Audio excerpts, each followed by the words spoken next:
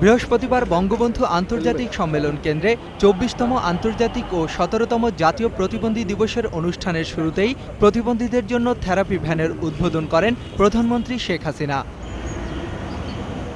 পরে প্রতিবন্ধীদের উদ্দেশ্যে দেয়া ভাষণে প্রধানমন্ত্রী বলেন, প্রতিবন্ধীরা যাতে সমাজে অবহেলিত না থাকে সেজন্য তাদের প্রতি সহমর্মিতা প্রকাশ ও পাশে দাঁড়াতে হবে।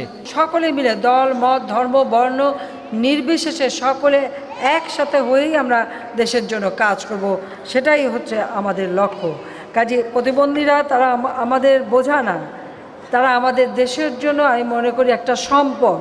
বাবা মা অভিভাবকদের বলবো, আপনারা কিন্তু কখনোই তাদের জন্য কখনো মনে কোনো কষ্ট রাখবেন না, বরং তাদেরকে সহযোগিতা করবেন, সাহায্য করবেন। সকলকে আমি বলবো যে এদের প্রতি সকলের সহানুভূতিশীল মনোভাব নিয়েই কাজ করতে হবে, সেই আহ্বানে আমি জানাই।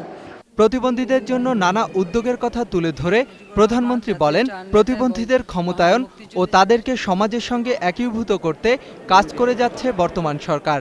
একীভূতকরণ, সক্ষমতার ভিত্তিতে সকল প্রতিবন্ধী মানুষের ক্ষমতায়ন, প্রতিটি কর্মক্ষেত্রে মূল স্রোতে প্রতিবন্ধীদের মাঝে যে সুপ্ত যে চেতনা রয়েছে, প্রতিবন্ধীদের যে মেধা রয়েছে, সেগুলি যেন বিকশিত হতে পারে আর সেটা যেন আমরা সঠিকভাবে কাজে লাগাতে পারি, সেই লক্ষ্য নিয়েই কিন্তু আমাদের সরকার কাজ করে যাচ্ছে। বেসরকারি প্রতিষ্ঠান তাদেরকে আমি আহ্বান জানাবো যে তারাও যেন প্রতিবন্ধীদের চাকরি দেন, কাজ দেন, তাদের জন্য সুযোগ দেন, তাদের মেধা যেন কাজে লাগান, সেই উদ্যোগ যেন তারা নেন। ভাষণ শেষে মঞ্চ থেকে নেমে আসেন প্রধানমন্ত্রী।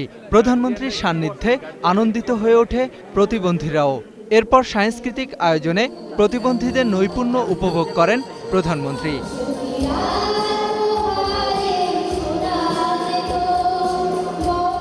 মাইনুল ইসলাম, ২১শে টেলিভিশন, ঢাকা।